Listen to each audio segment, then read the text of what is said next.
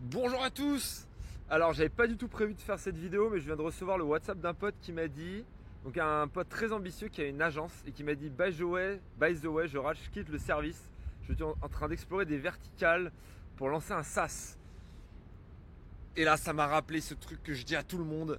Si vous êtes vraiment ambitieux, lancez pas une agence. C'est une fausse bonne idée de croire qu'on lance une agence, on prend l'expérience et ensuite on va lancer un produit, une billion-dollar compagnie, whatever. C'est pas du tout une bonne étape, c'est pas du tout une première marche, c'est même tout l'inverse.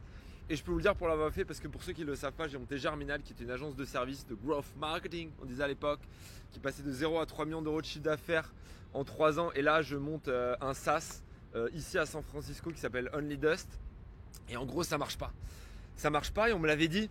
Il y a deux personnes qui me l'avaient dit. Il y avait Pierre Entremont de First qui a investi chez nous et qui m'avait dit écoute Grégoire, je connais personne. Ça veut dire qu'il n'y en a pas un, mais je connais aucun fondateur d'agence qui a réussi à être successful en produit. Et j'espère que tu seras le premier que je connais. Merci Pierre. Et un autre mec qui m'a dit la même chose de chez Exa, mais qui pour lui m'avait dit tu veux faire la transition, ça marche jamais, j'investis pas chez toi. Voilà. Pas le même outcome, mais le même learning, même apprentissage. Et je peux vous le dire, 3 ans après, ils avaient raison.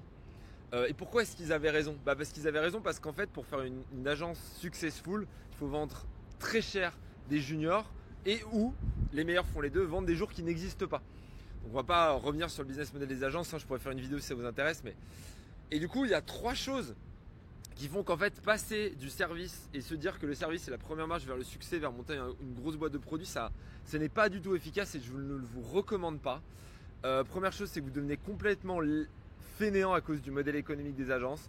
Deuxième chose, et je vais vous donner les chiffres de mes 2 boîtes, de ma précédente et de celle-là, année par année, pour que vous compreniez pourquoi je dis ça.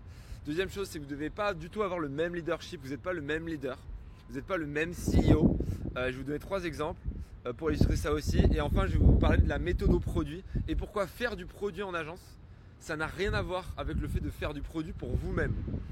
Et bien entendu, si vous ne faites pas de produit du tout dans votre agence, bah là vous avez juste un set de compétences qui n'a absolument aucune utilité pour lancer une start-up. Donc ça c'est encore un autre problème. Et à la fin, je vais vous donner une idée, ce que j'appelle une fausse bonne idée, même la pire fausse bonne idée que je connaisse, que font la plupart des fondateurs d'agences quand ils veulent faire du produit et pourquoi ça ne marche jamais. Voilà, donc si vous dites ouais mais j'ai une agence mais j'ai quand même lancé un produit, restez jusqu'à la fin de la vidéo, ça va faire mal. Et si vous êtes curieux, vous pouvez rester aussi bien entendu. Alors, être fainéant à cause du modèle économique. Pourquoi? Parce qu'en fait, d'un côté, vous avez quelque chose qui fait du rendement proportionnel, c'est-à-dire plus vous mettez de choses dedans, c'est-à-dire plus vous avez de salariés, plus vous mettez d'efforts, plus vous avez d'argent qui peut sortir. C'est-à-dire vous avez 20 salariés, vous sortez 2 millions de chiffre d'affaires, tant d'EBITDA, vous en avez 40, vous en sortez le double ou x 2,5, vous avez 60 x 3, peut-être x 3,5, etc. Du coup, vous gagnez de l'argent progressivement dès l'année 1. Alors que de l'autre côté, vous avez un effet de levier, c'est-à-dire vous tirez de plus en plus loin et d'un coup il se passe un truc. Comment j'illustre ça? Par exemple, cette boîte, j'ai fait 0 de chiffre d'affaires année 1, 0 de chiffre d'affaires année 2, 3, millions de chiffre d'affaires, année 3. Alors que Germinal, j'ai fait 1,2 million la première année, j'ai gagné de la thune, deuxième année 2,2, troisième année 2,8 millions. Du coup, c'est magique, vous voyez l'argent qui s'accumule. Et en fait, c'est un peu comme si on vous disait, est-ce que tu préfères gagner tous les mois une compétition régionale, donc c'est hyper cool, tous les mois vous gagnez, ou ne rien gagner pendant 3 ans et devenir champion de France? Et en fait, mais vous n'êtes même pas sûr que vous allez devenir champion de France. Et en fait, la plupart des gens naturellement ils se disent je préfère gagner tous les mois. Et d'ailleurs ils se disent qu'en gagnant tous les mois ils vont finir par être champion de France. Et la vérité c'est que non, si vous êtes toujours en compétition régionale, vous avez beau gagner tous les mois, en fait vous ne serez pas au niveau. C'est la même chose avec les startups. Le problème c'est que même si vous faites une super belle agence, le jour où vous voudrez passer dans la Ligue du Dessus, ça marche pas. Et donc du coup les mecs ils enchaînent LBO sur LBO, c'est-à-dire qu'ils se rachètent eux-mêmes leur boîte, ils font des gros exits tous les 3-4 ans, et en fait tout cet argent et cette crédibilité ils deviennent addicts, et ce qui fait qu'en fait ils ne se lancent jamais. Et ça c'est la première raison pour laquelle il n'y a pas de transition, c'est qu'en fait si vous avez un peu de réussite en agence, vous lancerez jamais de produit, et en fait vous passerez à côté d'un truc de ouf que vous auriez pu faire. Deuxième chose, on ne doit pas du tout être le même leader, ce qui fait que même si vous vous lancez, en fait vous allez vous faire massacrer. Parce qu'en gros, le management et la façon de vous être leader dans une agence, c'est qu'en fait vous devez être capable de motiver vous avez plein de juniors, et vous leur dites si tu viens chez moi, ça va faire décoller ta carrière. Alors que de l'autre côté, vous recrutez des gens qui savent exactement ce qu'ils veulent, qui sont beaucoup plus seniors, qui s'appellent agency, très motivés et qui sont drivés, donc qui veulent une mission pour leur vie. Ça n'a rien à voir pour trois choses. Un, déjà, en fait, quand vous faites du service, les gens ils bossent pour un client, ils savent pourquoi ils travaillent. Vous n'avez pas besoin de leur vendre une grande vision. Et en fait, tous les trimestres, ils voient le chiffre de la boîte qui augmente normalement, ce qui fait que ça les motive. Alors que là, de l'autre côté, vous devez vendre aux gens une grande mission à 10 ans et vous devez leur dire on va manger des cailloux pendant 2, 3, 4, 5 ans avant d'atteindre cette mission.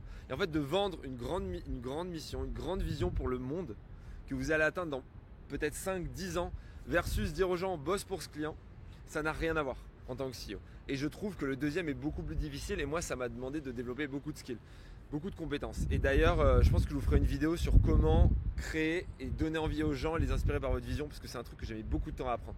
Et c'est très récent d'ailleurs que je maîtrise à peu près ça. Deuxième chose, dans une agence, vous avez une pression extérieure, vous avez le client. Vous n'avez pas besoin de dire aux gens allez-y, on y va en permanence. Les mecs, ils ont un rendu client, il faut qu'ils se donnent, sinon ils passent pour des cons. Alors que là, quand vous avez un produit, si personne ne bosse, que vous avez levé de l'argent, que personne ne bosse, même si personne ne bosse pendant 2 ans, il ne va rien se passer. Il n'y a aucune pression extérieure. Du coup, c'est vous qui devez out of nowhere, donc avec aucune pression extérieure tangible comme les clients, motiver les gens et leur donner envie de se dépasser au maximum. Et c'est drôle parce que moi chez Germinal, tout le monde se donnait à fond en permanence. Et d'arriver à avoir ce niveau de motivation dans mon équipe, ça m'a pris plus de 2 ans et demi pour arriver à avoir un niveau de motivation à peu près similaire dans cette boîte, alors que j'ai des gens qui, à mon avis, sont beaucoup plus motivés de base. Donc ça, il ne faut pas le sous-estimer. Troisième chose, manager des gens qui sont juniors ou qui sont moyens versus manager des gens qui sont excellents, et ben en fait, c'est des gens qui vous pardonnent beaucoup moins de choses.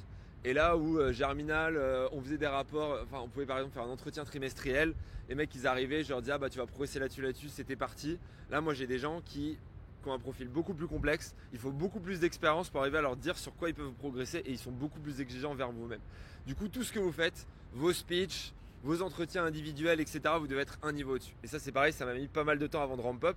Et dans cette boîte là on a eu beaucoup de turnover. Franchement les 18 premiers mois, il reste que 3 personnes des 18 premiers mois, alors qu'on était une quinzaine.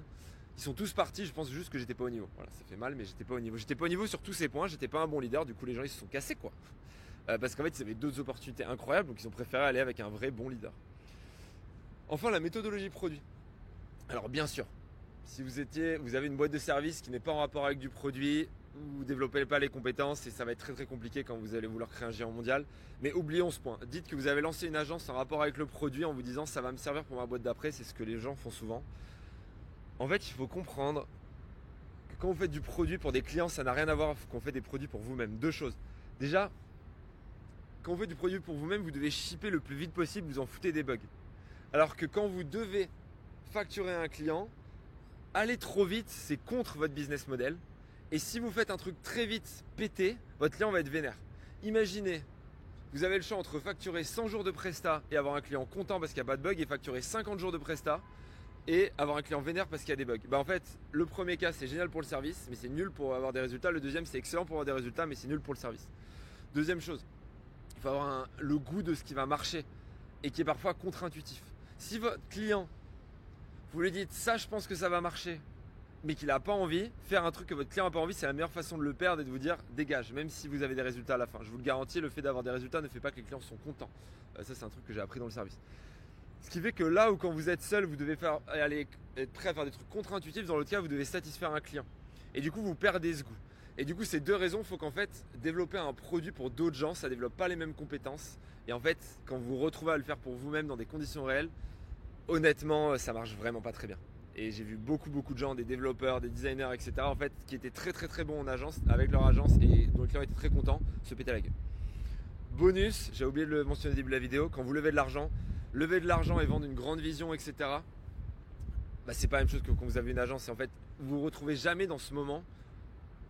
La situation dans laquelle vous êtes quand vous levez de l'argent, vous vous retrouvez jamais dans cette situation en tant que fondateur d'agence. Et du coup, c'est pour moi la compétence la plus importante en tant qu'entrepreneur. Et en fait, vous la développez pas. Et ça, c'est un vrai problème. Même si je connais des fondateurs d'agence qui sont tellement bons, qui ont tellement de bagou, etc., qu'ils arrivent à s'en sortir. Mais en fait, quand ils arrivent sur des tours plus avancés, en fait ça bloque. Ou en tout cas ils doivent réapprendre la compétence de zéro, ce qui fait qu'en fait s'ils n'avaient pas lancé d'agence ils auraient été dans la même situation. Je finis avec la pire idée tous les mecs qui ont une agence font, c'est qu'ils ont une agence, ils sont frustrés et du coup ils finissent par lancer un produit au sein de leur agence en se disant c'est cool, je garde les mêmes équipes, je continue à faire de la thune, ça a marché. Ça marche jamais. Pourquoi? Parce que les 3 choses que je vous ai dit avant, en fait, ça fait que les accentuer, même les 4. Déjà, quand vous avez une agence et que vous lancez un produit, c'est quasiment impossible de lever de l'argent. Deuxième chose, ce que je dis au début, votre boîte c'est une machine à cash. Et en fait, vous pétez la machine à cash en lançant un produit. Parce qu'en fait, vous allez attendre 2, 3, 4 ans pour avoir des résultats et du coup, vous diminuez ces retours entre guillemets proportionnels et du coup, ça vous casse la motive. Ensuite, en tant que leadership, vous retrouvez à être à la fois un leader de boîte de produits, à la fois un leader de boîte de services. C'est pas les mêmes compétences. Et en fait, ça finit par scinder l'équipe en deux. Ça fait que vous avez 2 cultures et que vous devez en permanence être sur les 2 plans et ça marche pas. Et enfin, pareil, ce que je vous disais sur la méthode produit, vous avez des équipes qui, d'un côté, doivent bosser pour le produit et du coup shipper vite, etc. et qui doivent complètement changer de façon d'opérer quand ils bossent sur le produit pour des clients ou sur votre produit. Ça, c'est pareil, ça marche pas. Et en fait, vous créez juste 2 boîtes en une avec le produit qui va pas vraiment vite, qui récupère tout l'argent et ça démotive les 2 équipes. C'est une catastrophe. Du coup, mon conseil, fausse bonne idée de lancer une agence et d'ensuite lancer une boîte tech. Commencez directement par lancer une boîte tech ou alors lancer une agence. Il y a des très très belles agences, il y a des très belles boîtes de services, mais pitié, ne faites pas l'un pour ensuite faire l'autre, ça ne marche jamais. Et si vous êtes au sein de votre boîte de service et que vous avez l'impression que vous vous faites chier, lâchez tout, vendez-la le plus rapidement possible et lancez un truc vraiment ambitieux, un truc qui vous ressemble. Let's go. Allez, des bisous.